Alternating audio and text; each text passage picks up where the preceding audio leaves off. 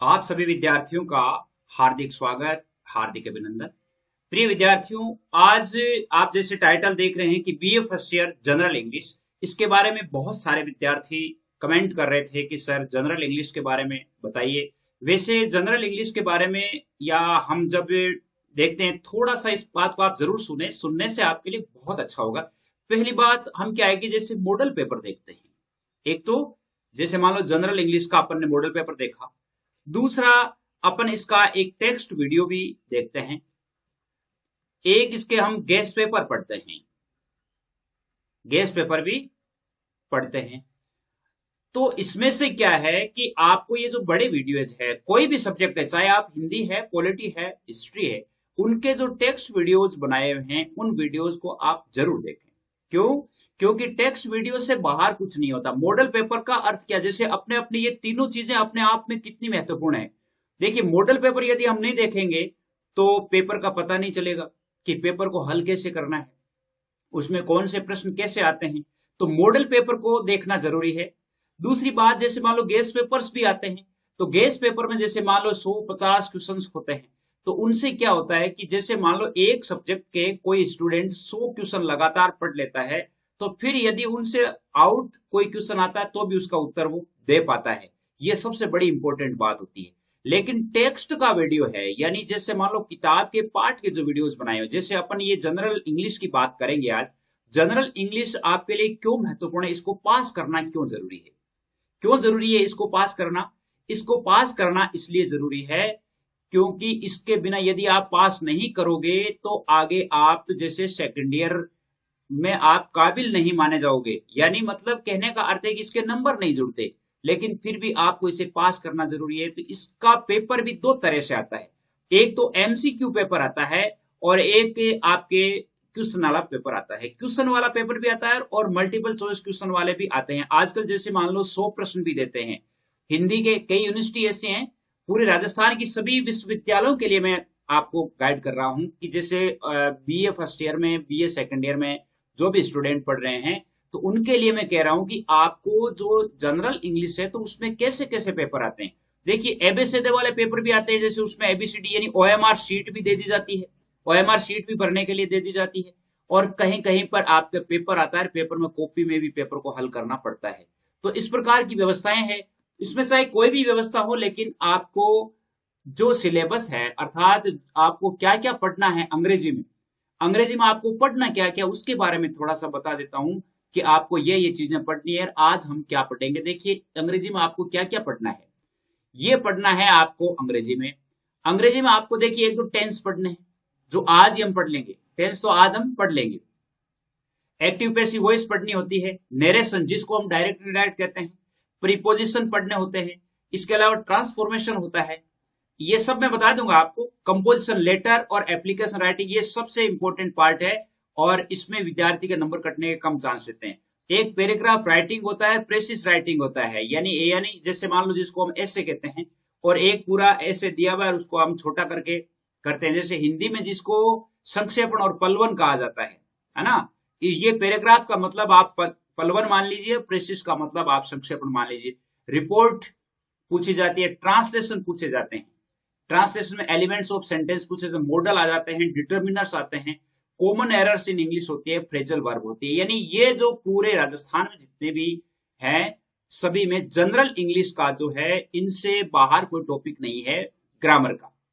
और ग्रामर हर एक यूनिवर्सिटी के 50 अंकों की तो होती है, यानी आधे अंकों की। चाहे चाहे अगर मान लो पूरा पेपर 50 नंबर का है तो 25 नंबर की ग्रामर होगी, पूरा पेपर 100 नंबर का है तो आपके 50 नंबर की ग्रामर आएगी।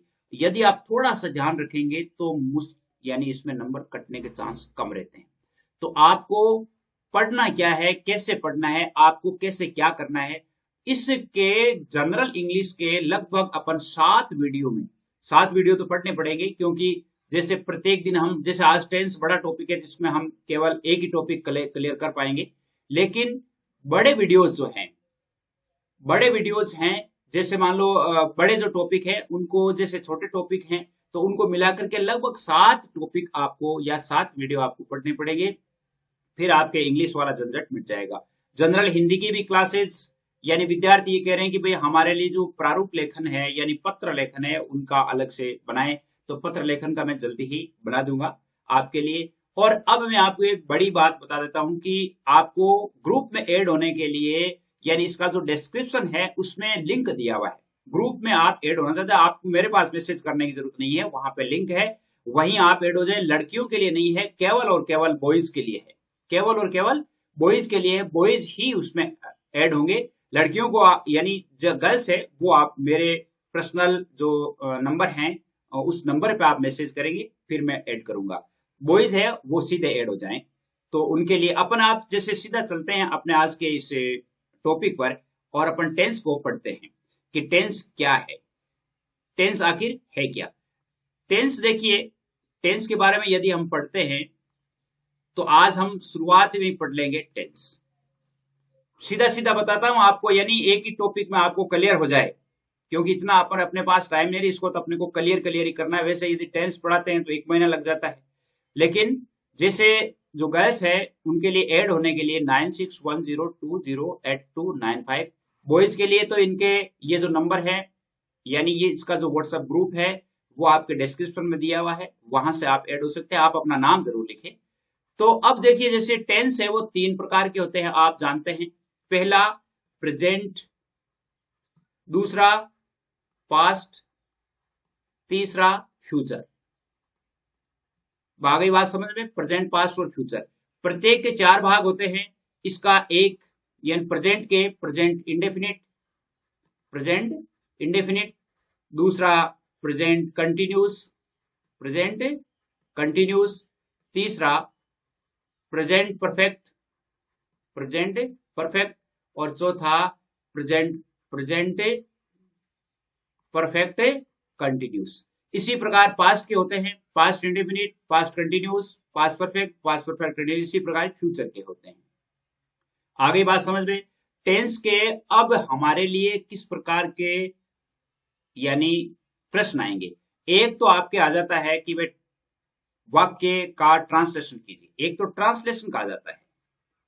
और एक जैसे मान लो इसमें आपको खालिस्तान छोड़े होते हैं, रिक्त स्थान दिए हुए होते हैं, और वहां से आपको उसमें क्रिया भरनी होती है, तो वो आपको ध्यान रखना है। टेंस के लिए मैं आपको बता दूं, सीधा सीधा बता दूं कि आपको क्या करना है। देखिए, टेंस के लिए आपके सीधा सीधा आप यहां आ जाइए। नंबर 1 आपके प्रेजेंट इंडेफिनिट ले लीजिए, थोड़ा सा लिख लीजिए आपको। प्रेजेंट इंडेफिनिट शॉर्ट में आपको बता देता हूं। प्रेजेंट इंडेफिनिट में साई क्रिया आपके डू या डज होती है, डू या डज होती है। और इसमें साधारण वाक्य में, जो साधारण वाक्य होता है, साधारण वाक्य में यानी कर्ता एक वचन होने पर, कर्ता एक वचन, एक वचन कर्ता कौन कौन से हैं, जैसे ही है, सी है, इट है, या किसी का नाम है। बिल्कुल शॉर्ट में ही बता रहा हूं, क्योंकि बड़ा वीडियो बनाएगा तो फिर तो टेंस की 4-5 वीडियो हो जाएंगे।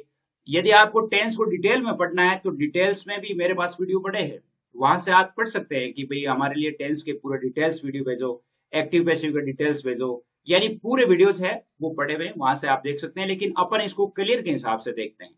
अब जैसे मान लो अगर आगे अपन देखेंगे कि इसमें से सवाल कैसे आएंगे और उनको कैसे हल करेंगे।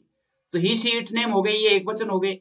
अगर एक वचन होता है तो मुख्य क्रिया के साथ में एस या ई एस जुड़ता है। जैसे आपको उदाहरण देके बताता हूं, जैसे एक है कि राधा रीड्स ए बुक। अगर मान लो उसमें सेंटेंस में आया हुआ है कि जैसे राधा दिया हुआ है, क्या दिया हुआ है, राधा दिया हुआ है, ए बुक दिया हुआ है, और इसमें रीड क्रिया दी हुई है, तब आपको क्या करना है। अब जैसे मान लो अब आपके ये प्रश्न हो गया, और इस प्रश्न में आपके खालिस्तान में जैसे मान लो एबेसिडे वाला हो गया, तब तो 4 दे देंगे भाई, रीडिंग दे देंगे, है ना, रीड्स दे देंगे, तो आपको सीधा सा इसमें रीड्स भर देना है। अब इसके 2 पार्ट भी हो सकते हैं। अगर मान लो एबीसीडी में आया हुआ है, एबीसीडी में जैसे मान लो एक इज रीडिंग आया हुआ है, इज रीडिंग आया हुआ है, और तो इसका मतलब है is reading, Radha is reading a book हो जाएगा। अगर मान लो ये नहीं आया हुआ है और इसमें रीड्स दिया हुआ है, रीड्स दिया हुआ है, तो आपको ये रीड्स उसका उत्तर हो जाएगा एबीसीडी वालों के लिए। अब जैसे मान लो एबीसीडी नहीं है, एबीसीडी नहीं भरवा रहे हैं, ओएमआर सीट नहीं दी हुई है, आपको कॉपी में हल करना है, तो आप दोनों में से कोई भी हल कर सकते हैं। Radha is reading a book, Radha reads a book, इस प्रकार आप लिख सकते हैं।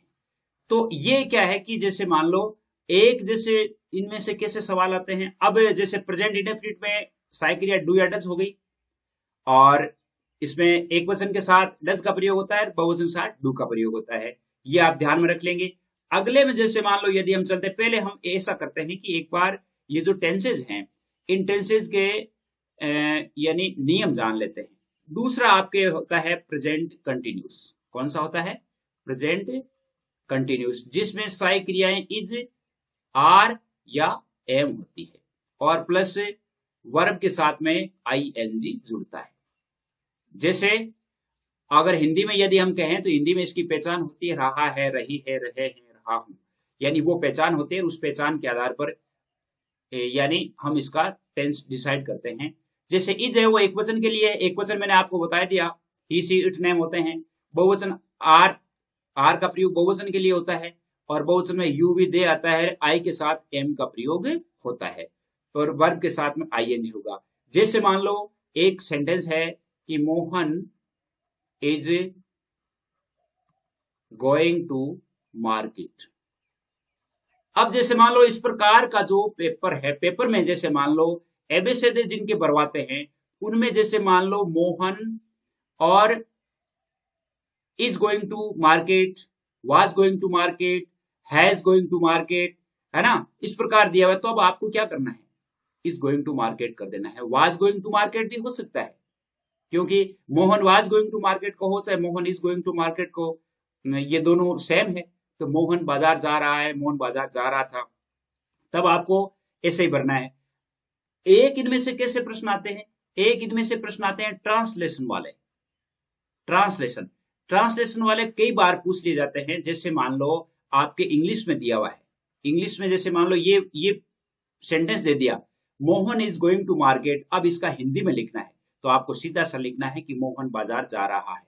जिनके आईएनजी लग गया है, इसका मतलब उसमें रहा, रही, रहे, ये तो रहेंगे ही। जैसे इज है तो है हो जाएगा, वाज है तो था हो जाएगा। जैसे मान लो अगर मान लो सेंटेंस में ये सेंटेंस आ जाता है कि मीना वाज प्लेइंग क्रिकेट, ऐसा है मान लो, तो इससे सीधी सी बात है कि मीना क्रिकेट खेल रही थी, तो आपको थी लगा देना है, खेल रही थी। वैसे यदि वाज के पहले ये नहीं होकर के, और जैसे मान लो यहां हो गया, अब क्या बताएं, टाइम बहुत शॉर्ट है, मीना वाज टू कम, जैसे मान लो आ गया, तो इसका मतलब है कि मीना आने वाली थी, इसका अर्थ ये हो गया Meena was to come, Meena आने वाली थी। मीना आने वाली है, मीना इज टू कम हो जाता है, मीना आने वाली है। तो इस प्रकार के भी बहुत सारे सेंटेंस आते हैं, लेकिन आपको तो हमें तो केवल टारगेट पे देखना है। तो इस प्रकार के वाक्य होते हैं, तो वहां पे आपको इज आर एम का प्रयोग होता है। इज आर एम का प्रयोग का मतलब है कि इसमें प्रेजेंट कंटिन्यूस है और प्रेजेंट परफेक्ट होता है। प्रेजेंट परफेक्ट, प्रेजेंट परफेक्ट में क्या होता है? प्रेजेंट परफेक्ट में हैज या है होता है, और वर्ब की थर्ड फॉर्म होती है, ये ध्यान रखेंगे।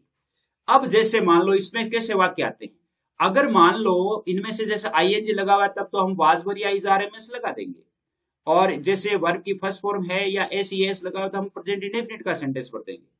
अब जैसे मान लो वाक्य में कोई वर्ब की थर्ड फॉर्म है, और वाक्य की थर्ड फॉर्म है, और उसमें लिखा हुआ है, जैसे मान लो एक सेंटेंस है आई हैव, जैसे मान लो I have sold my books, जैसे मान लो इस प्रकार दिया हुआ है। अब उसमें हैव नहीं दिया हुआ है, ठीक है, आई और सोल्ड दिया हुआ, सेल की थर्ड फॉर्म है ये, सोल्ड सेकंड भी यही होती है, तो आई। अब जैसे मान लो I have sold my books है, मान लो एबीसीडी वाला है, उसमें हैव आया हुआ है, और एक तरह से ये भी है, जैसे मान लो यहां पर सेल कर दिया, ठीक, और खालिस्तान छोड़ दिया। अब आपको सेंटेंस बनाना है, तब आप क्या बनाएंगे? आई हैव सोल्ड, और सेल से भी पढ़ा सकते हैं कि I am selling my books भी हो सकता है, मैं मेरी किताबें बेच रहा हूं। आई हैड सोल्ड, तो वो तो क्या है कि जो सेंटेंस वाला वाक्य होता है, यानी आपके लिए जैसे ऑप्शन होता है, तब तो आपको ऑप्शन में से पढ़ना है, नहीं तो आप इनमें से तीनों में से कोई भी सेंटेंस उतार सकते हैं, कोई भी सेंटेंस है वो आप कर सकते हैं। तो ये जैसे मान लो प्रेजेंट परफेक्ट हुआ, और प्रेजेंट परफेक्ट के बाद प्रेजेंट परफेक्ट कंटिन्यूस है, जैसे मान लो प्रेजेंट परफेक्ट कंटिन्यूस है, तो प्रेजेंट परफेक्ट कंटिन्यूस में आपको क्या करना है, present perfect continuous, present perfect continuous जिसकी सहायक क्रिया होती है आपके हैज बीन या हैव बीन, और समय दर्शाने के लिए सिंस या फॉर का प्रयोग भी होता है। सिंस का प्रयोग निश्चित समय के लिए, फॉर का प्रयोग अनिश्चित समय के लिए। इस प्रकार के इस टेंस में से ज्यादा सेंटेंस आते हैं। अब मैं आपको एक सेंटेंस लिखता हूं, उस सेंटेंस से आपको डिसाइड करना है कि कैसे आप तय करेंगे। जैसे मान लो एक सेंटेंस है, सेंटेंस ये है कि जैसे मान लो कि Rekha has been waiting for you since morning, ये लिखा हुआ है। अब जिस वाक्य में सिंस मॉर्निंग या फॉर, सिंस मॉर्निंग का मॉर्निंग सिंस यानी सिंस का प्रयोग वहां होता है जहां समय निश्चित होता है, और समय निश्चित जैसे मॉर्निंग है, इवनिंग है ना, या जैसे मान लो कोई निश्चित टाइम दिया हुआ है, तो वहां पे निश्चित टाइम जैसे 1 2 3 जैसे 2 घंटे से 4 घंटे से, तो वो निश्चित नहीं है, उनके लिए फॉर का प्रयोग होता है। तो सिंस मॉर्निंग हो गया। अब जहां पे सेंटेंस में क्या होगा, ये सिंस विंस नहीं भरवाएंगे आपसे, आपसे ये सिंस और फॉर तो दिया हुआ होगा, आपको यहां भरवाया जाएगा। तब आपको सीधा सा देखना है कि अगर सिंस या फॉर का प्रयोग है वाक्य में, तो इसका मतलब है कि प्रेजेंट परफेक्ट कंटिन्यूस में से या पास्ट परफेक्ट कंटिन्यूस में से भरना है। अब जैसे मान लो आप प्रेजेंट परफेक्ट कंटिन्यूस भी भर सकते हैं, पास्ट परफेक्ट कंटिन्यूस भी भर सकते हैं, लेकिन जैसे मान लो आप पास्ट परफेक्ट, इसको पास्ट परफेक्ट का भी बना सकते हैं कि रेखा, जैसे Rekha had been waiting for you since 2005, जैसे मान लो ये हो गया। या जैसे मान लो आप इसको सिंस 2005, यानी जैसे मान लो साल दिया हुआ है। मॉर्निंग में जैसे मान लो ये हो गया, Rekha has been waiting for you since morning, तो सिंस मॉर्निंग जहां पे दिया हुआ है, इसका अर्थ है कि आपको यहाँ पे यानी प्रेजेंट परफेक्ट कंटिन्यूस में भरना है। प्रेजेंट परफेक्ट कंटिन्यूस के बाद जैसे मान लो आपके है past perfect continuous, past perfect नहीं, पास्ट परफेक्ट कंटिन्यूस और प्रेजेंट परफेक्ट कंटिन्यूस दोनों में, प्रेजेंट परफेक्ट कंटिन्यूस में हैज बीन और हैव बीन आता है, और पास्ट परफेक्ट कंटिन्यूस होता है तो उसमें आपके आता है हैड बीन। क्या आता है, हैड बीन आता है।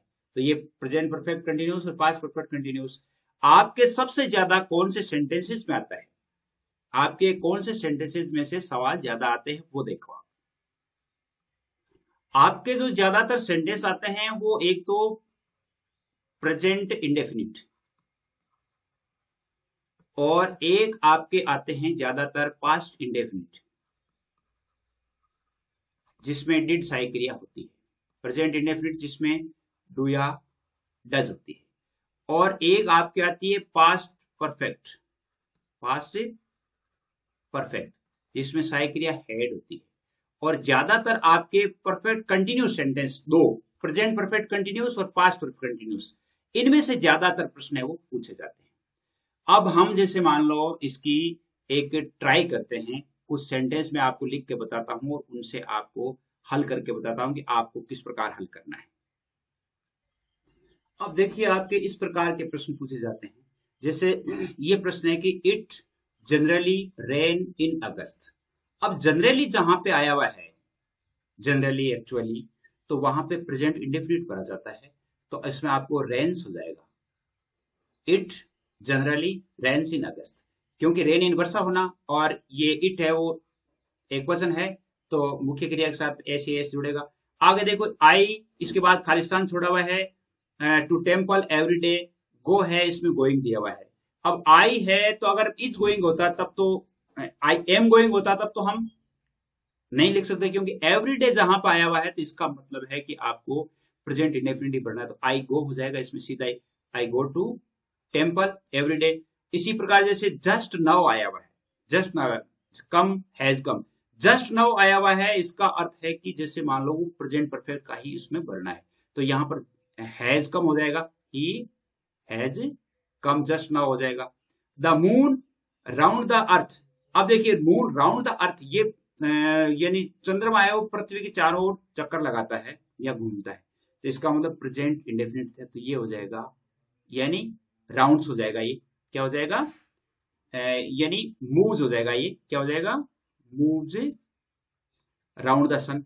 इसी प्रकार जैसे मान लो सी ए नोवेल ऑल नाइट, देखो ये दिया हुआ, जैसे मैंने आपसे कहा था कि आपके जैसे मान लो इसमें दिया हुआ है, देखो हैज रीड दिया हुआ है, हैज बीन रीडिंग दिया हुआ है, तो आपको हैज बीन रीडिंग ही करना है। जैसे ऑल नाइट दिया हुआ है या सिंस या फॉर का प्रयोग किया हुआ है, तो आपने वो क्या करना है, हैज बीन है तो हैज बीन, और हैव बीन है तो हैव बीन, हैड बीन है तो हैव बीन, यानी दो ही लगभग दिए होते हैं। तो आपको जैसे C has been reading a novel all night, यानी पूरी रात्रि से ही वह एक नॉवल पढ़ रहा है।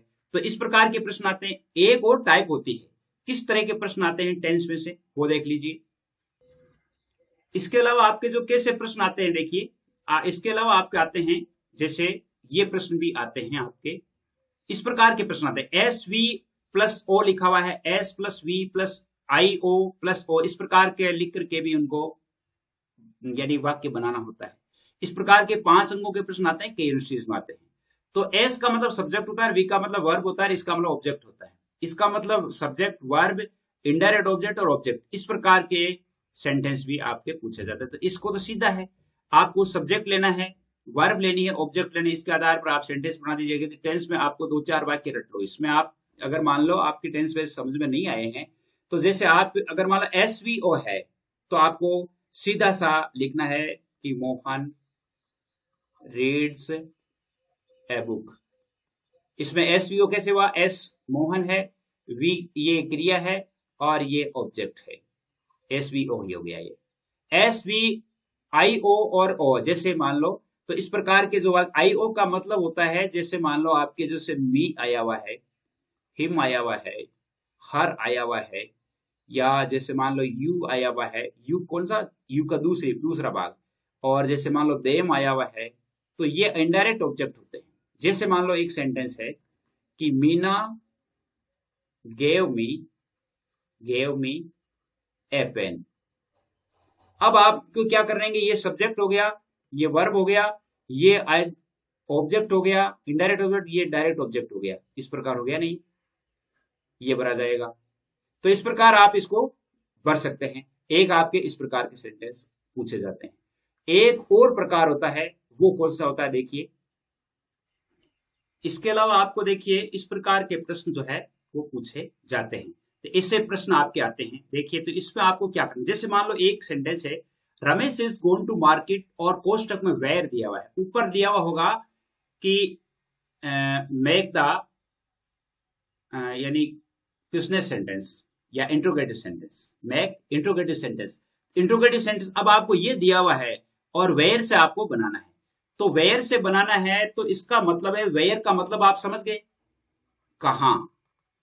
प्रश्न देखिए, इसको देखो, आप थोड़ा सा ध्यान देंगे तो अच्छी तरह से आप बना पाएंगे इसको। Ramesh has gone to market, Ramesh बाजार जा चुका है।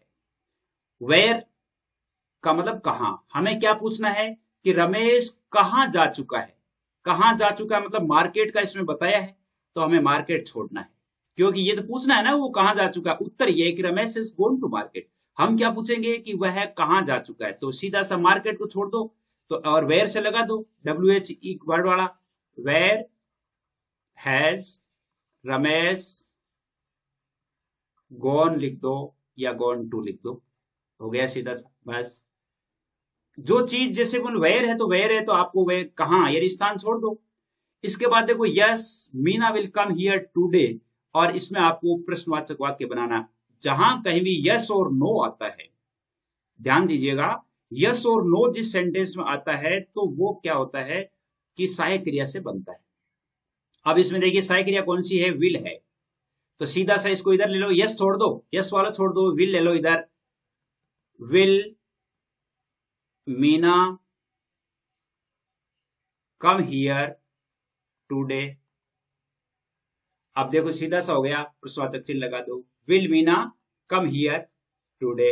यस या नो जहां पे दिया हुआ होता है, तो आपको वो वाक्य किससे बनाना है, आपको सहायक क्रिया से बनाना है। और नहीं तो आपको कोष्टक में WH वर्ड मिल जाएगा। जैसे यहाँ पर वेयर दिया हुआ है, जैसे यहाँ पर हु दिया हुआ है, तो इसको हु से बनाना है। रेखा कैन सॉल्व दिस क्वेश्चन, और हु है इसमें, हु का मतलब कौन। प्रश्न क्या कह रहा है, रेखा इस प्रश्न को हल कर सकती है। हम क्या पूछेंगे कि इस प्रश्न को कौन हल कर सकती है, तो इसका मतलब रेखा का नाम छूट जाएगा भाई। रेखा हल, अगर हम रेखा को शामिल रखेंगे तब तो प्रश्न नहीं बनेगा। प्रश्न क्या कहता है, प्रश्न ये कहता है कि प्रश्न को कौन हल कर सकती है, तो आप क्या छूट जाएगा, रेखा छूट जाएगी। तो who can solve this question हो जाएगा इसका, यानी जब हम बनाएंगे इसको तो ये हो जाएगा who can solve this question, ये हो जाएगा। इसी प्रकार जैसे no, she does not go to temple every day, अगर यस और नो से शुरू है कोई सेंटेंस उत्तर, और उसका यदि हम प्रश्नवाचक वाक्य बनाना है तो आपको क्या बनाना है, किससे बनाना है, सहायक क्रिया से बनाना है। इसमें सहायक क्रिया डू डज है, तो इसको सीधा हो गया does she go to temple every day, जो सीधा हो जाएगा ना ये, does she go to temple every day, ये हो गया। बस सीधा सा है। इससे ये टेंस से संबंधित इस प्रकार के प्रश्न आते हैं, जैसे खालिस्तान छोड़ा हुआ है, या जैसे मान लो इस प्रकार के वाक्य बनाने हैं या ट्रांसलेशन किया जाना है, इस प्रकार। अब इसमें देखिए आपके, जैसे मान लो ये वाक्य है, इस वाक्य को ये भी पूछा जा सकता है कि इसको नेगेटिव में बनाएं। Ramesh has gone to market, तो इसको नेगेटिव में कहीं बनाना है तो आपको नोट लगा देना है, Ramesh has not gone to market. जैसे yes Meena will come here, इसको नेगेटिव बनाना तो आपको no Meena will not come here today, no Meena will not come here today. देखिए, तो इस प्रकार के जो सेंटेंस है इनमें आप अच्छी तरह से देख सकते हैं। No she doesn't go to temple every day, इसको हम प्रश्नवाचक वाक्य में ये बनाया है, does she go to temple yesterday या एवरी डे। तो इस प्रकार ये टेंस वाला तो आपको कोई ज्यादा मैटर नहीं करता। टेंस आपको अच्छी तरह से पूरी टेंस सीखना है कि मुझे तो पूरे उदाहरण से ही सीखने हैं, तो आप मुझे बता देना कि हमारे लिए टेंस के वीडियो भेजो, तो मैं आपको टेंस के वीडियो भेज दूंगा। क्योंकि मेरी ग्रामर पढ़ाई हुई है 10th वालों के लिए और 12th वालों के लिए, 10th 11th 12th 9th इनके लिए ग्रामर पढ़ाई हुई है इंग्लिश की, उससे आप हेल्प ले सकते हैं। अच्छी तरह से आपके टेंस पूरे क्लियर हो जाएंगे, आपके पास अगर टाइम है तो। टेंस का है, इसके अलावा आपके ये जो ग्रामर में आपके ये जो है ना एक्टिव पैसिव है, डायरेक्ट इनडायरेक्ट है, डिग्री है, सारे हैं उसमें, प्रीपोजिशन है, वो सारे दिए हुए हैं। तो ये आपको जनरल इंग्लिश आज तो शुरू है, कल अपन जैसे मान लो थोड़ा सा और पढ़ेंगे, 7 वीडियो जब हम पढ़ लेंगे तो ये पेपर आप अच्छी तरह से हल कर पाएंगे, ये निश्चित है। तो बस आज ज्यादा टाइम नहीं लेंगे, इतना ही करेंगे। आपके लिए जो व्हाट्सएप ग्रुप है वो है 9610208295, और व्हाट्सएप ग्रुप का लिंक मैं आपको डिस्क्रिप्शन में दे दूंगा, वहां से आप जुड़ जाइएगा। जय हिंद, जय भारत।